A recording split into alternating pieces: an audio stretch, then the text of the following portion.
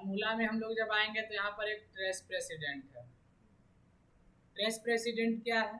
तो यहाँ जैसे अगर आपको पता करना है कि 11 कैसे आया तो ट्रेस प्रेसिडेंट बता दो।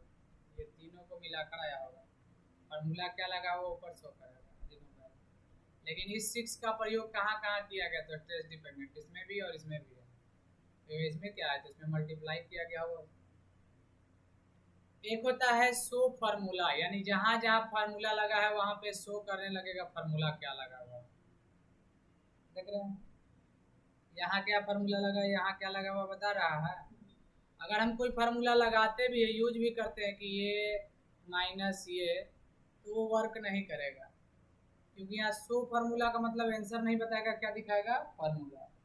जैसे ही हटाइएगा आंसर शो करने, समझे इस बात को?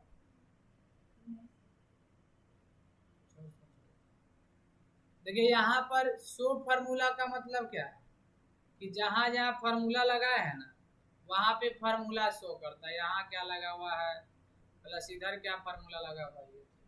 अगर हम कोई फार्मूला कितनों यहाँ दे करके इंटर मारेंगे आंसर हमको नहीं बताएगा, क्योंकि शो फार्मूला लगा हुआ है। हटा दें। एक होता है एरर चेकिंग, जैसे कभी कभी एरर कुछ दिखता है। मान लीजिए कि यहाँ पे हम लिखते हैं 005 तो नहीं लिखाता है, नहीं लिखा पाया। हम लोग इन्वर्टेड कामा देते हैं, इन्वर्टेड कामा 005 ले लेगा, बट यहाँ पे एक एरर दे दिया सिंबल में। क्या दे दिया? एरर। यहाँ से भी ऑप्शन आता है एरर पे क्लिक करने का, यहाँ से भी आता है ignore error, convert to number, ignore error. वही चीज आपको यहाँ एरर चेकिंग में आता है। एरर ट्रेस में, ट्रेस एरर में जाइए या एरर चेकिंग में, यहाँ से हम लोग कर देंगे इग्नोर एरर।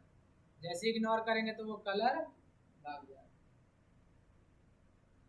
इवैल्यूएट फार्मूला क्या है? ये 11 कैसे आया है इसमें फार्मूला लगा हुआ है, बट ये 11 कैसे हुआ कैलकुलेट होकर, उसी को बोलते हैं इवैल्यूएट फार्मूला।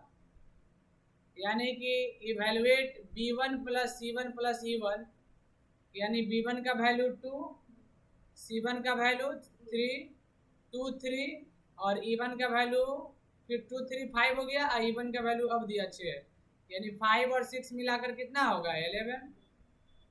ये बात समझ में आया कि फार्मूला को स्टेप बाय स्टेप कैलकुलेट करके बताएगा। वॉच विंडो क्या होता है? अभी हम इस सेल का वॉच विंडो ऐड कर दिए, या ऐड वॉच में गए, सेल पे क्लिक कर दिए, ओके कर दिए। अब देखिए इस पूरा डिटेल्स दिखाएगा। डबल क्लिक यहाँ कीजिए, बड़ा सा दिखाएगा। दिख रहा है कि फाइल का नाम क्या है? तो फाइल का नाम है एक्सेल फार्मूला। फाइल का नाम क्या है? Excel formula. सीट का नाम क्या है? तो 1। डिफाइन नेम इसका कुछ भी नहीं, इसलिए खाली है। सेल का नाम D4 है, वैल्यू इसका 11 है, और इसके अंदर फार्मूला क्या लगा हुआ है वो सारा कुछ दिखाता है। वॉच विंडो कौन दिखाता है? ऐड वॉच में जाते हैं, जिसका वॉच विंडो लगाना है उस पर क्लिक कर देते हैं, ओके ऐड कर देते हैं। उसका भी वॉच विंडो यहाँ पे ऐड हो जाएगा। अगर डिलीट वॉच करना है तो यहाँ से सेलेक्ट करके क्या कर देंगे। अब हम लोग यहाँ पर बात करते हैं कैलकुलेशन ऑप्शन। मैनुअल किया हुआ है कि ऑटोमेटिक है? ऑटोमेटिक है। यहाँ 2 के जगह पे अगर 3 हो जाएगा या 5 हो जाएगा तो ऑटोमेटिक यहाँ भी बढ़ जाता है, क्योंकि फार्मूला ऑटोमेटिक है।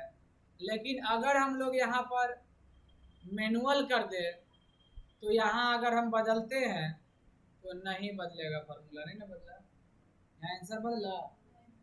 तो अगर आप मैनुअल करते हैं तो खुद से कैलकुलेट करना पड़ेगा, यानी कैलकुलेट नाउ से और कैलकुलेट सीट से। यहाँ चेंज करने के बाद क्या करना होगा? कैलकुलेट नाउ और कैलकुलेट सीट्स।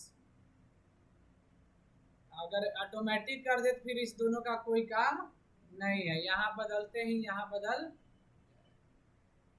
समझ गया?